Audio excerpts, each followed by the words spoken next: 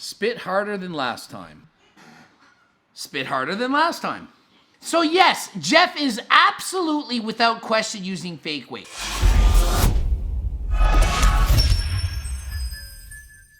Coach Greg, and today another episode of Q&A, where you ask me all kinds of questions and I try to give you an answer that makes sense. All right, question number one. Who do you think have the best physiques in professional sports? Okay, I'm going to say which sports I think. So the mainstream sports, the worst. I'll start with the worst. Baseball and hockey. They don't look like they even work out half the time. And a lot of them are overweight. They don't have to actually be in shape. And honestly, why should they? If you're overweight and you're a baseball pitcher, sometimes you actually throw better. So the best I would have to say would be UFC fighters, boxers, things where you have to actually beat other people up. You need to be in the best shape of your life to do that. Other sports like soccer, yeah, they're in shape, but mostly they're just lean because they're running a lot. Okay, so hopefully that answers it. Do you actually need 1 gram of protein per pound of body weight? If not, what's the most optimal amount? Of course you don't need 1 gram of protein per pound of body weight. Nobody needs anything. What's the most optimal amount? Probably about 1 gram of protein per pound of body weight. So there is no exact scientific amount that you need. However, if you do have 1 gram of protein per pound of body weight, you most certainly are eating enough protein. Unless you're in some kind of a starvation diet where you're not eating enough carbs and fats, and then your body's using protein for energy. And then it could need even more than that, but that's only because you're starving to death. And it's going to use the protein to actually fuel your workouts. But aside from that, 1 gram of protein per pound is optimal. If you get half of that much, it's probably plenty.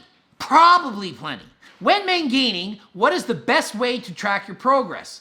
Making sure it is muscle mass you're gaining and not fat. Weighing, pictures, measure yourself, and how. So this is what you do. You weigh yourself every day in the morning. You circle the median weight. That's the middle number. You cross out the highs and lows. The next week, you do the same thing. And you make sure that that number doesn't go up by very much. How much is very much? If it goes up by more than a half a pound, it's not all muscle. You know it's not. So just make that as slow as possible. As slow as possible. It might be higher one week. It might be lower. It's not exact science. The main thing is over time, over months, that your weight is slowly going up. That combined with looking yourself in the mirror when you wake up to see how you look. If you look and notice you're starting to get fatter, less calories. If you notice you're getting too lean, more calories. It's that simple. Were you equally satisfied with your life prior to becoming big on YouTube and social media? Would you say you were financially doing just fine as a personal trainer before YouTube? Did you have other sources of income or employment types? Well, that's a really good question. So before YouTube, before all of this, I at one point was a school teacher. So I made school teacher salary. Then I set up my business called Doucette Personal Training and Consulting. It was mostly coaching dieters on bodybuilding competitions, bikini shows, and so on, and just people that wanted to lose weight in general. How was my income? It was not bad. It was probably similar to being a school teacher. So I had enough money to live. I didn't do without. I wasn't struggling. Then YouTube came and I started making $0. $0. It didn't make any. The first several months, YouTube ad revenue, I got 0. Then it started to pick up a little bit. I made $12 in 1 month on YouTube ads. $12 whole. But then people started hiring me for coaching. I did phone consults. I made $50 in 15 minutes. That was amazing. Now I charge $150 for 15 minutes and I have 5 of them to do today. So yes, I make a lot more money now. I'm selling cookbooks and ebooks. Things are doing great. The sales on the books are 10 times more than I thought was going to happen. So that's insane. I'm coaching all the time. And what about the equally satisfied with my life? Well, I have no life now. Yay! So I work all the time. All the freaking time. I work harder than last time. More than yesterday. More than the week before. I won't always be doing that, but while it's happening now, I'm doing the most of it. You need to work when the work's there. I won't always be able to do this, so I'm working hard, really hard to be the best YouTuber possible right now. Am I satisfied with my life? I don't know if I'm ever satisfied. I always want more. I always want better. I always want to be the best that I can be. I want to self-actualize and be the ultimate me. I'm going to try to work less hours in the future and have a life. Just bought a house, brand new house. I'm not in it. I'm still in this little apartment because I need to move there. It's hard to do all this work and move at the same time. It's overwhelming. I love the YouTube response. I love doing the videos. I love being able to help so many people. It's amazing. I would say my life is more exciting as far as what I can do now versus before. It's more like, what can I do next? But as far as actual enjoyment of life, I don't have a life other than doing work. So I would say I had more fun before YouTube in terms of I could relax and have a good time and watch TV and so on, but I still make the most of it. Even though I'm working 12 hours a day, I still get time to race on my bicycle and I still lift weights a little bit. Let's be honest, social isolation sucks. I love the gym. I love training. I train 3 days a week. That's the thing I like the most in life, and I can't do it as much as before. I want to train harder than last time and I'm not. So is my life better now? No, it's not better now at all. But I'm hoping in the future it will. I'm setting up the future. If you see what I mean?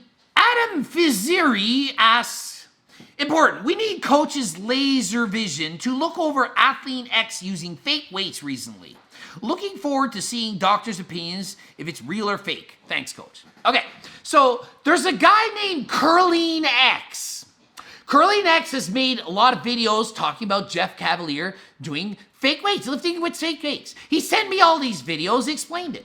I watched them. I agree with every single word of everything he said, and of course Jeff is using fake weights. It's obvious. If you're asking, oh, we need laser vision to see if it's real or not, you clearly don't know anything about lifting weights, because if you did, you'd clearly see it's fake. 3-plate bench press off the pins with ease at 40-something years of age with no proper bar path, improper bar speed that would happen with that. You think Jeff is as strong as me? I can do it. Yeah, I can lift that weight. Jeff can't. Are you kidding me? I have the world record in the bench press. Jeff does not, in fact, have the world record in the bench press. Now, does it matter?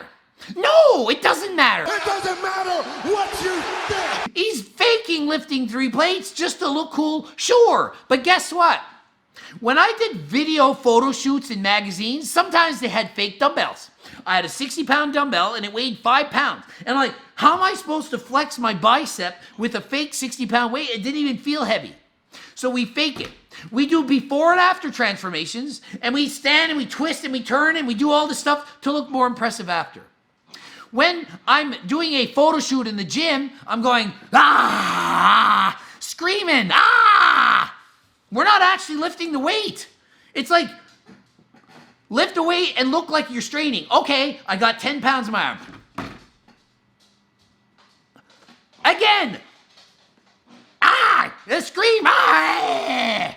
We're literally doing that. We're pretending. Spit harder than last time. Spit harder than last time. So yes, Jeff is absolutely without question using fake weights. He's not doing skull crushers with a 45-pound on each side and a 10 added. He's just demoing the lift. And yeah, he wants to look stronger than he is. He's not that strong. He's strong for his age and for his muscle, yes. But he's not that strong, as in he's not as strong as he's showing. Does it really matter though? No, it doesn't really matter. He's not Brad Castleberry saying, oh, I lifted 700 pounds for 40 reps and it's the world record. He's not, hi, I'm Jeff Cavaliere and I just bench pressed 3 plates for 10 and I'm stronger than everybody. He's just demoing the exercise and trying to look cooler with it. So it doesn't offend me that he's doing that. It's not like being a fake natty, and I don't even care if you're a fake natty. It's not like being a fake binger, and I actually do care about being a fake binger because it promotes the wrong image. But if you're lifting weights and you're showing it, it doesn't really matter to me if it's enhanced, artificial, whatever.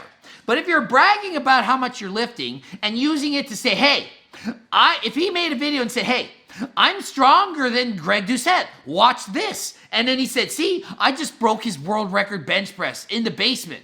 Or if he's Lee freaking Priest saying, oh, I could bench press 525 pounds weighing 150 something at the age of 18, then yeah, that bothers me because they're lying.